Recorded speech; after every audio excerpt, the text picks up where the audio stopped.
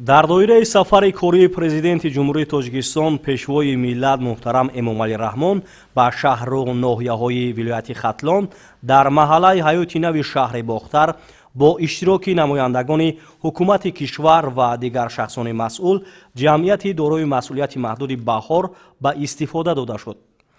иншооти мазкур бо ҷонибдорӣ аз сиёсати созандаи пешвои миллат муҳтарам Эмомалӣ Раҳмон аз ҷониби соҳибкори ҳиматбаланд ва ватандӯст Саймуҳриддин Сайфиев сохта шудааст. бисёр ифтихормандем, ки дар доираи сафари кории пешвои миллат муҳтарам Эмомалӣ Раҳмон ба вилояти Хатлон чандин иншооти иқтисодӣ ва иҷтимоӣ мавриди истифода қарор гирифтанд. Дар ин замина мо низ зери дастгириҳои пешвои миллат муҳтарам Эмомалӣ Раҳмон кӯшиш кардем иншооти иҷтимоиро бо хизматрасониҳои гуногун дар шаҳри Бохтар бунёд намоем.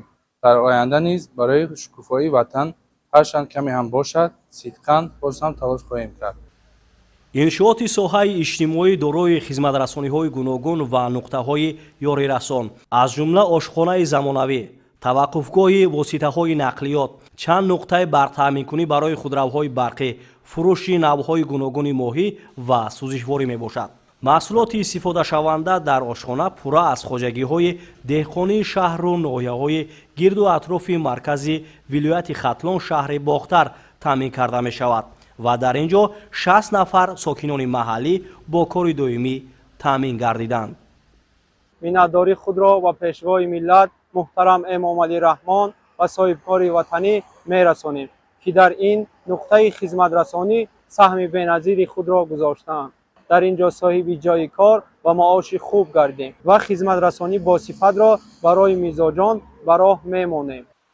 иншооти тозабониёт дар канори шоҳроҳи Душанбе Бохтар сохта шуда ронандагону мусофирон, меҳмонону сайёҳон ва дигар нафароне ки ба ин масир вориди шаҳри Бохтар мешаванд метавонанд аз хизматрасониҳои он истифода намоянд. яке аз бартариятҳои иншооти нав дар боми он насби панелҳои офтобӣ мебошад, ки дар вақтҳои зарурӣ биноро бо нерӯи барқ таъмин менамояд, ки ба сарфакории он мусоидат мекунад. ҳамзамон дар ҳамин ҷо аз ҷониби пешвои миллат муҳтарам Эмомалӣ Раҳмон ба кормандони хоҷагии манзилию коммуналии шаҳри Бохтар 7 адад техникаи калони боркашонии маишӣ тақдим карда шуд. пас аз ин кору фаъолиятро кормандони хоҷагии манзилию коммуналии шаҳри Бохтар боз ҳам дар сатҳи баланд ба роҳ мемонанд.